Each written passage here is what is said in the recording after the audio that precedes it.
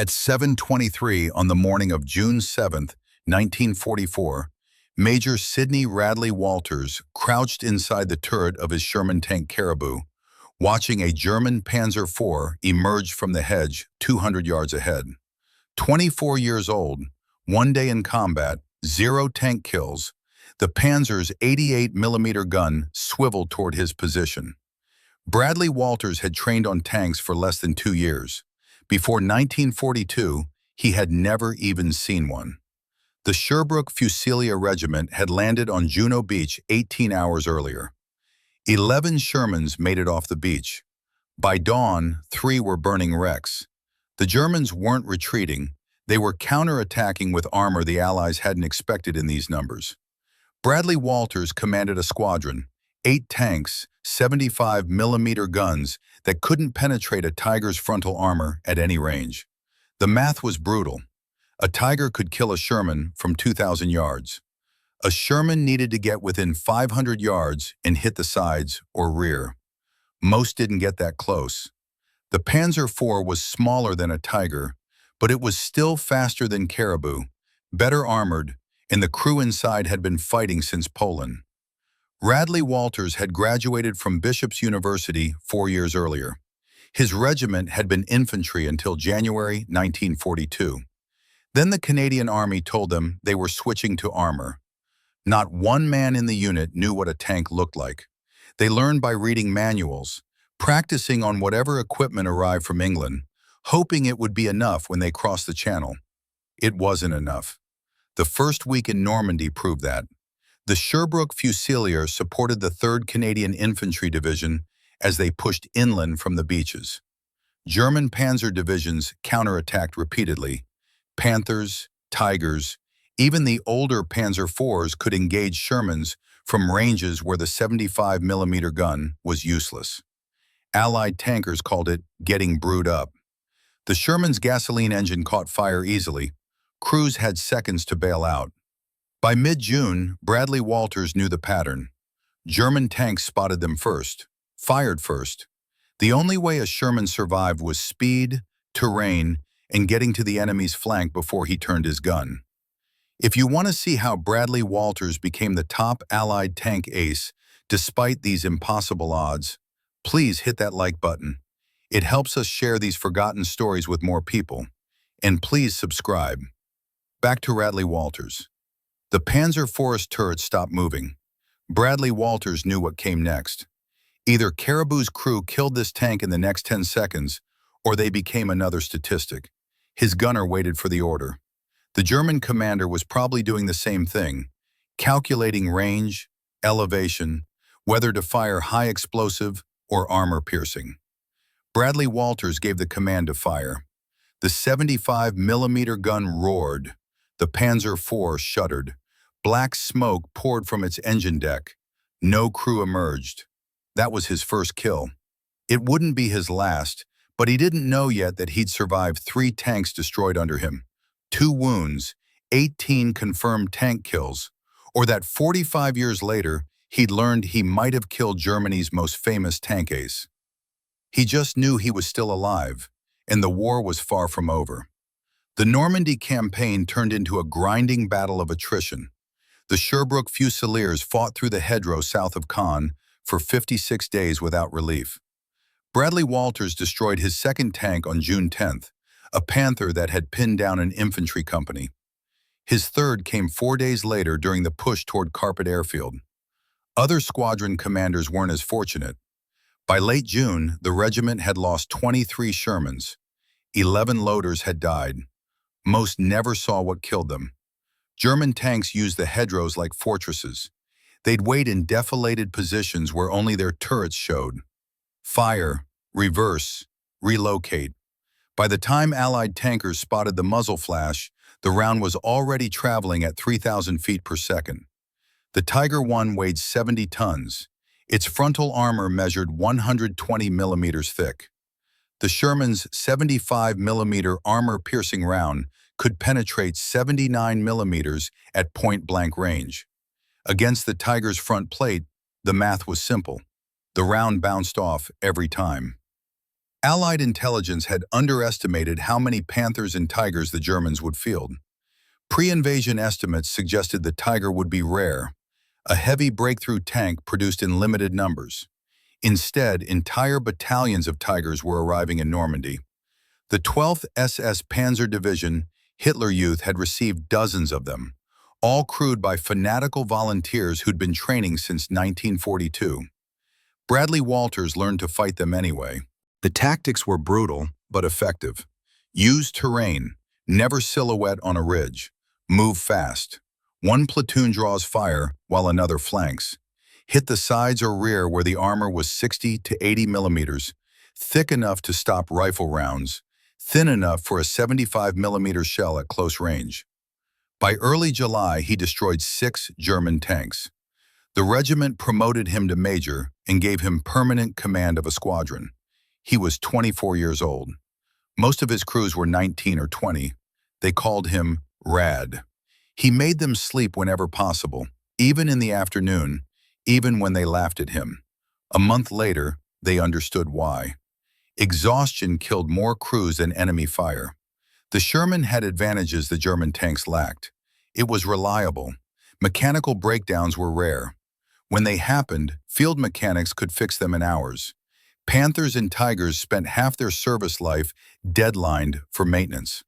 Parts shortages, transmission failures, over-engineered systems that broke under battlefield conditions. The Sherman was also faster. Top speed of 30 miles per hour on roads, 20 across country. A Panther could barely manage 15 on rough terrain. Speed meant Radley Walters could choose when to engage, disengage when outgunned, flank when the enemy was focused elsewhere. But speed and reliability meant nothing if the enemy saw you first. German optics were superior. Their gunners trained for years. Allied crews trained for months. The Germans also had another advantage: experience.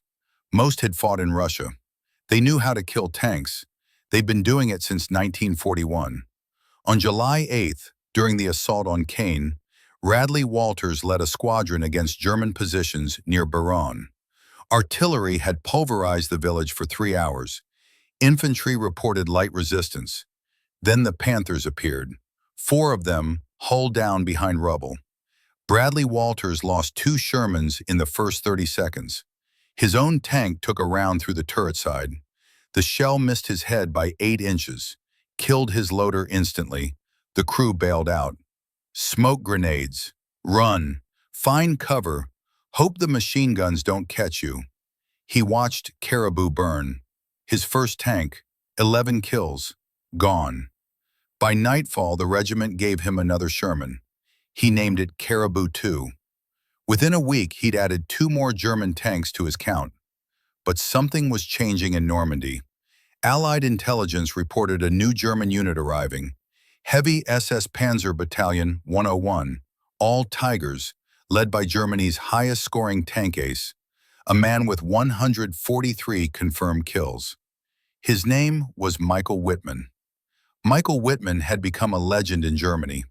On June 13, 1944, he destroyed more than 24 British tanks and transport vehicles at Villa Bukage in 15 minutes. His Tiger had ambushed the 7th Armored Division's lead elements, destroyed everything in sight, then withdrew before Allied artillery could respond. German propaganda turned him into a national hero, the Black Baron, the invincible tank commander. By early August, Wittmann commanded the 3rd Company of Heavy SS Panzer Battalion 101. His Tiger bore the number 07. He'd survived 3 years of combat: Poland, France, the Eastern Front, Normandy. Most German tank aces were dead by their 2nd year. Wittmann kept accumulating kills. 143 confirmed, dozens more unconfirmed. Bradley Walters never heard Wittmann's name. Allied intelligence didn't brief tank crews about specific German commanders. They briefed them about tank types, capabilities, weak points, whether the 75 millimeter gun could penetrate at various ranges. The answer was usually no, but Bradley Walters kept destroying German armor. Anyway, by late July, his count reached 11. then 13. He learned the Tiger's vulnerabilities, the air intake louvers on the rear deck, the turret ring where the armor was thinner, the lower hull sides at close range. Every German tank had weaknesses. You just had to survive long enough to exploit them. The Sherbrooke Fusiliers received 2 Sherman Fireflies in mid-July. These were standard Shermans modified with British 17-pounder guns, 76.2 mm bore, 5 feet longer than the American 75, high-velocity, armor-piercing rounds that could penetrate a Tiger's frontal armor at reasonable combat ranges. Finally, the Allies had something that could kill German heavy tanks from the front. Bradley Walters kept the Fireflies at the rear of his formations. They looked different. The barrel was obviously longer. German gunners learned to target Fireflies first. Kill the one tank in each troop that could hurt you, then mop up the regular Shermans at leisure. So the Fireflies stayed back, hidden, used terrain, only revealed themselves when absolutely necessary. A squadron's kill count climbed. Bradley Walters destroyed a Panther near Tai-La Compagne, another Tiger south of Ka. His gunners were getting better. Faster target acquisition, better range estimation. The crews that survived the first month in Normandy became dangerous. They knew the ground. They knew the tactics. They knew how to stay alive. On August 7th, the village of Saint-Anon-de-Crenil to the north. Perfect fields of fire. Terrible escape routes if things went wrong. Operation Totalize began at midnight with heavy bomber raids. Allied artillery pounded German positions for 6 hours. By dawn, Canadian and British infantry had secured the high ground. The first phase was succeeding. German resistance seemed lighter than expected. Then the radios crackled. German armor moving north from Sintho. Multiple contacts, heavy tanks. The 12th SS Panzer Division was counterattacking exactly where intelligence said they wouldn't. Bradley Walters watched the road through his commander's periscope. Dust clouds rising in the distance. The distinctive sound of German engines. Deep, powerful. Nothing like the high-pitched whine of American power plants. These were Tigers. He could hear them before he saw them. At 12:30, 7 Tigers emerged from the hedge near Sintho. They advanced in 2 columns, one group moving through the center of the open ground, the others hugging the tree line to the right. Slower, more cautious. Supporting infantry followed in half-tracks. Panzer IVs and self-propelled guns brought up the rear. The Tigers were 1,500 yards away, still out of effective range for the 75mm guns, but well within range of their 88mm cannons. Bradley Walters ordered his squadron to hold fire. Wait, let them close. The Fireflies needed clear shots. Everyone else needed to get lucky. On his left flank, British tanks from 1st Northamptonshire Yeomanry were positioned in orchards northeast of his position. They'd arrived during the night, dug in among the trees. Another squadron waiting for the same Tigers. The Germans were advancing into a crossfire. They just didn't know it yet. The lead Tiger fired. The round screamed past the chateau and detonated somewhere behind a squadron's position. The German gunner was ranging, testing, seeing where the Allied tanks were hiding. The second shot came closer. Fragments of stone exploded from the chateau's wall. The Germans had spotted the firing holes. Bradley Walters kept waiting. 1,200 yards. 1,100. The math was brutal, but simple. Every second the Tigers rolled forward improved his odds. Every second they stayed alive decreased his. The lead Tiger was hauled down, now using the terrain. Only its turret visible. The commander knew what he was doing. 1,000 yard. Bradley Walters saw the British tanks opening fire from the orchards. Flashes in the tree line. Rounds impacting. One Tiger slewed sideways. Track damage. Another kept advancing. The German formation was starting to spread out, reacting to threats from multiple directions. Still dangerous, still closing. At 800 yards, the Tigers began engaging targets more aggressively. A Sherman from the British squadron exploded. Another took a round through the engine deck. Black smoke, crew bailing out. The Germans were finding their range. Their optics were better. Their guns were bigger. Their armor was thicker. Bradley Walters watched the rightmost column, 5 Tigers moving slower than the others. The lead tank bore the number 07 painted on its turret. It was advancing past the chateau now.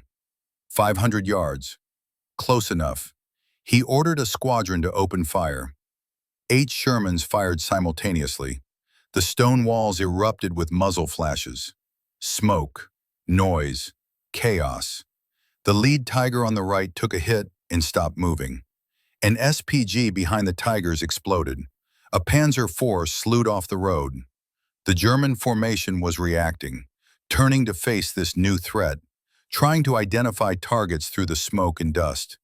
But Tiger 07 kept rolling forward, its turret traversing, looking for whoever had just fired. Inside that tank was Michael Wittmann.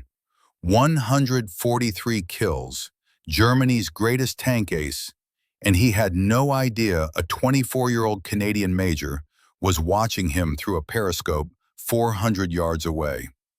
At 12:32, one of Bradley Walters' Firefly crews fired. The 17-pounder round crossed 400 yards in less than a second. It punched through the left air intake of Tiger 07 directly behind the turret. The tanks shuddered, stopped rolling. Black smoke poured from the engine deck. No crew emerged. The Tiger sat motionless on Route National 158. Bradley Walters shifted his focus to the other targets. An SPG was trying to reverse behind the stalled Tiger. He ordered another volley. The SPG exploded, ammunition cooking off in a chain of detonations that sent the turret 20 feet into the air. The British tanks in the orchards were hammering the Tigers from the northeast. The crossfire was working. German tanks were burning across 500 yards of open ground. The rearmost Tiger in the column took multiple hits and stopped moving. Another tried to maneuver behind a hedgerow. A Firefly from the British squadron caught it broadside. Penetration. Catastrophic kill. 3 minutes into the engagement, Tiger 07 exploded.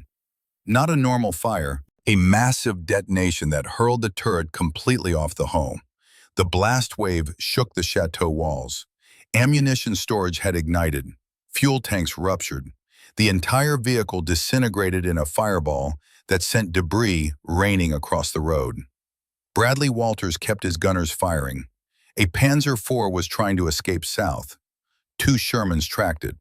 Hits on the rear deck. Engine fire. Crew bailing out. Another Tiger was retreating towards Sinto. Damaged track, moving slowly. The British caught it with multiple rounds. It ground to a halt and began burning. By 12:40, the German counterattack had collapsed. 7 Tigers had advanced north. 5 were destroyed or disabled. The survivors were retreating. Panzer IVs abandoned on the road. SPGs burning. Infantry scattered across the fields. The 12th SS Panzer Division's thrust had been shattered in 10 minutes of coordinated fire.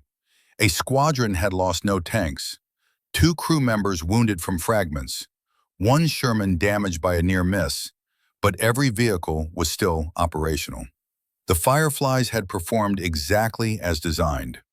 High-velocity, armor-piercing rounds against heavy German armor at medium range. It worked. Bradley Walters radioed his after-action report to regimental headquarters. 5 enemy tanks destroyed, multiple SPGs and support vehicles, German counterattack repelled.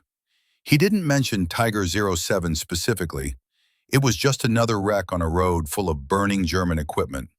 He had no idea whose tank he just destroyed. No idea that inside the shattered hull of 07 were the remains of SS Hallsturmführer Michael Wittmann, Germany's highest-scoring tank ace. 143 confirmed kills, dead at age 30. The Black Baron had been killed by a Canadian squadron he never knew was there. Wittmann's body wouldn't be found until 1983. Road construction crews discovered the remains. Forensic analysis confirmed his identity. By then, British tankers from Northamptonshire had claimed credit for killing him. Their gunner, Joe Eakins, had destroyed 3 Tigers that day. Everyone assumed one was Whitman's, but battlefield analysis told a different story. The British were positioned over 1,000 yards away. The Canadians were at 500 yards or less.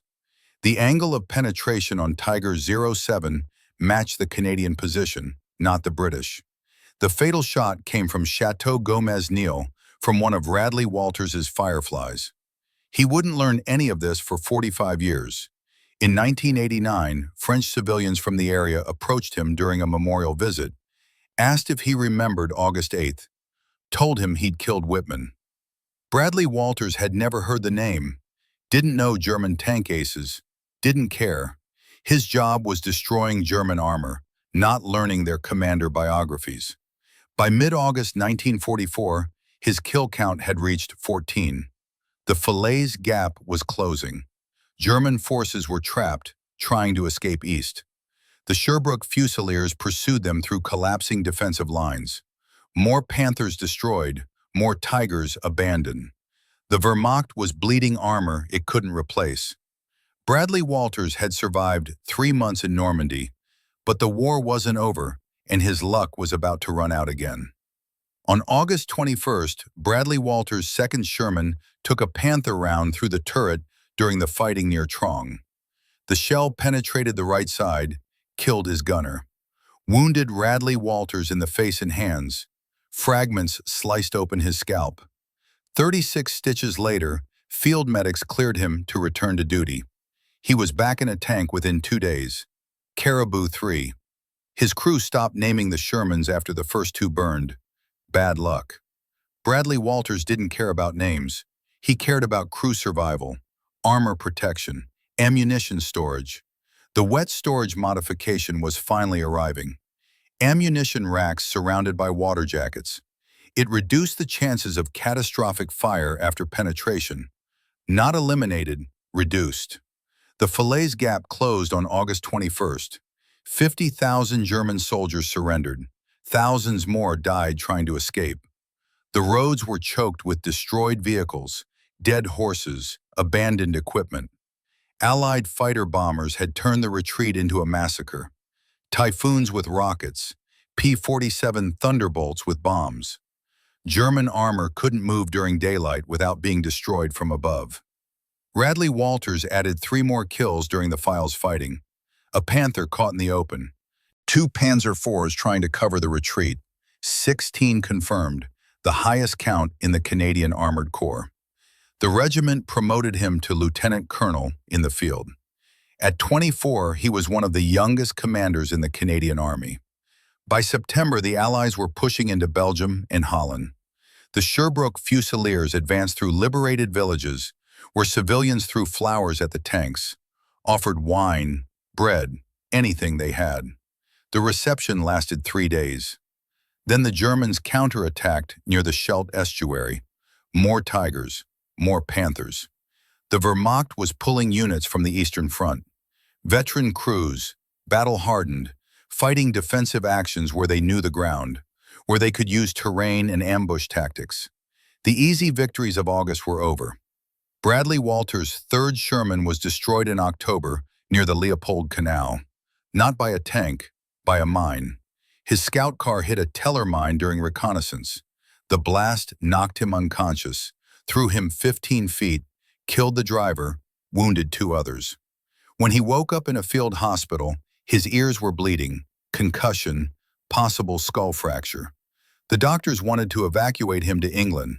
He refused. Returned to the regiment after a week, took command of Caribou 4. The crews had started calling every tank Caribou, regardless of what the quartermaster painted on the hull. If Rad was in it, it was Caribou. Simple as that. By November, his kill count reached 17.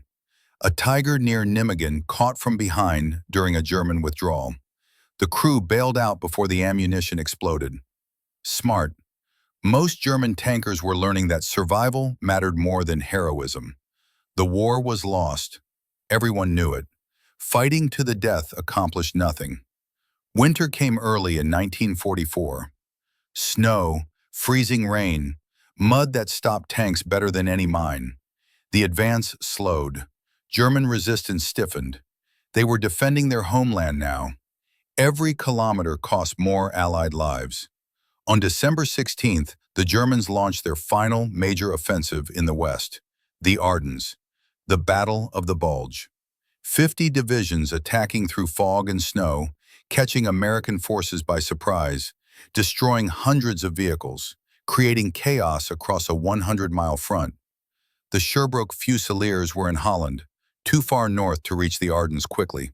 But German attacks were spreading, probing, testing, looking for weaknesses. A Panther company hit Canadian positions near Groesbeek on December 20th. Bradley Walters engaged at 700 yards. His gunner fired 3 rounds, 2 hits. The Panther slew sideways, turret jammed, crew evacuating, his 18th confirmed kill, the highest count of any Western Allied tank commander, a record he'd hold for the rest of the war. But he still had 5 months of fighting ahead, and Germany wasn't surrendering yet. By January 1945, the Sherbrooke Fusiliers were advancing into Germany itself. The Rhine River crossings, the industrial cities of the Ruhr, villages that looked nothing like France or Belgium. No cheering civilians, no flowers, just silence, fear, white flags hanging from windows. German resistance was collapsing. Not everywhere, not all at once, but the pattern was clear.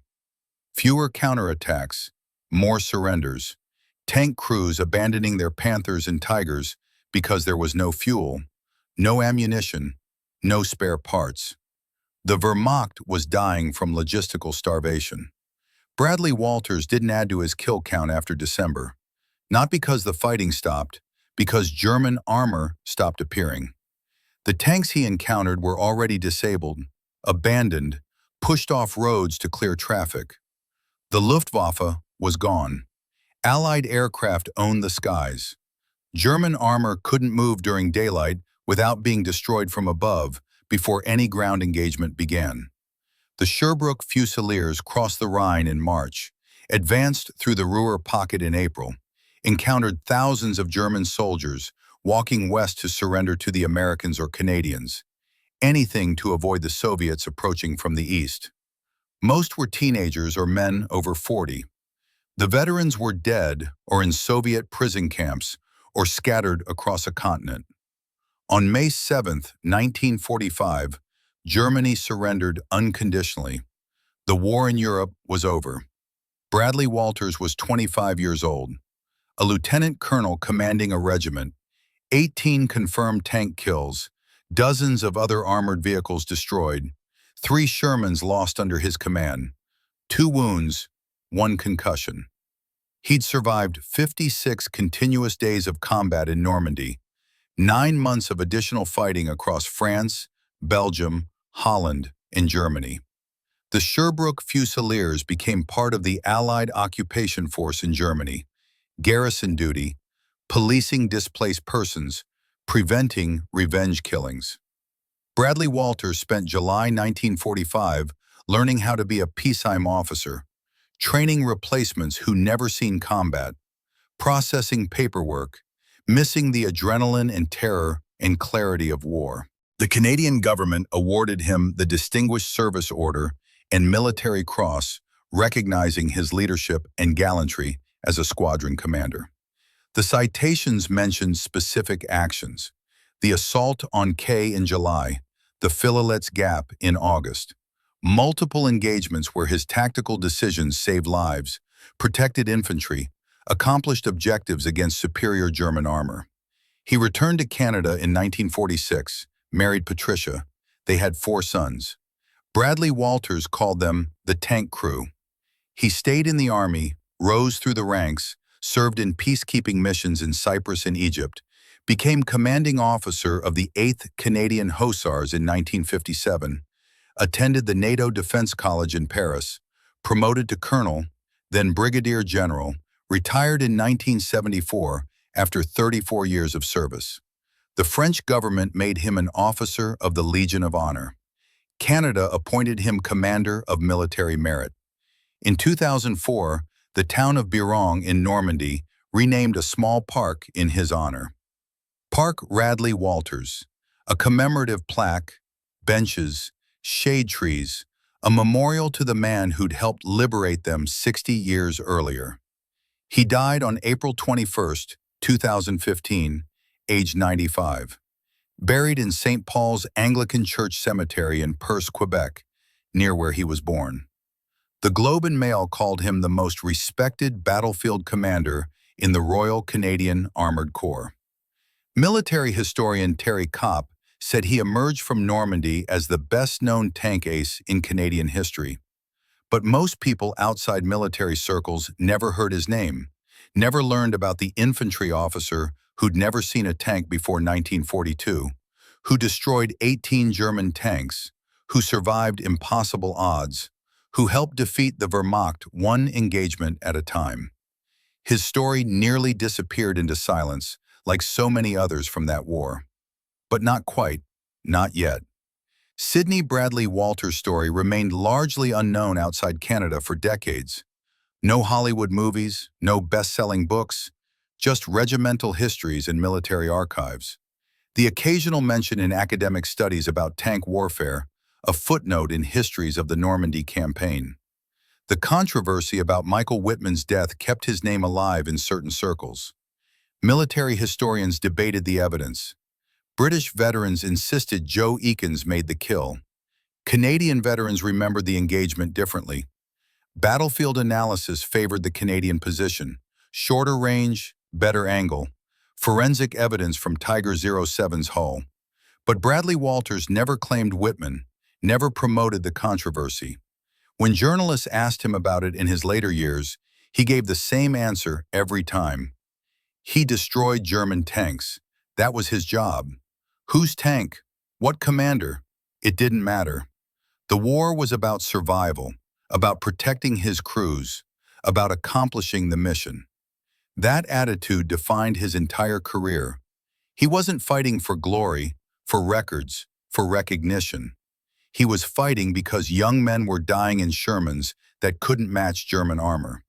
Because infantry needed tank support, because the job had to be done regardless of the odds. His crews remembered him differently than the official citation suggested. They remembered a commander who made them sleep, who prioritized crew survival over aggressive tactics, who understood that exhausted tankers made fatal mistakes, who knew that getting his people home mattered more than adding to his kill count. The World of Tanks video game created a medal in his honor, the Bradley Walters Medal, awarded for destroying 8 or 9 enemy vehicles in a single battle. Millions of players earned it. Most never knew the man behind the name, never knew he'd been an infantry officer who learned tanks by reading manuals, who survived 3 tanks destroyed under him, who became the top Western Allied tank ace, despite never having seen armor before 1942. If this story moved you the way it moved us, do me a favor, hit that like button. Every single like tells YouTube to show this story to more people. Hit subscribe and turn on notifications. We're rescuing forgotten stories from dusty archives every single day. Stories about tankers who beat impossible odds with tactics and courage. Real people, real heroism. Drop a comment right now and tell us where you're watching from. Are you watching from the United States, United Kingdom, Canada, Australia? Our community stretches across the entire world. You're not just a viewer, you're part of keeping these memories alive. Tell us your location. Tell us if someone in your family served. Just let us know you're here. Thank you for watching, and thank you for making sure Sidney Bradley Walters doesn't disappear into silence. These men deserve to be remembered, and you're helping make that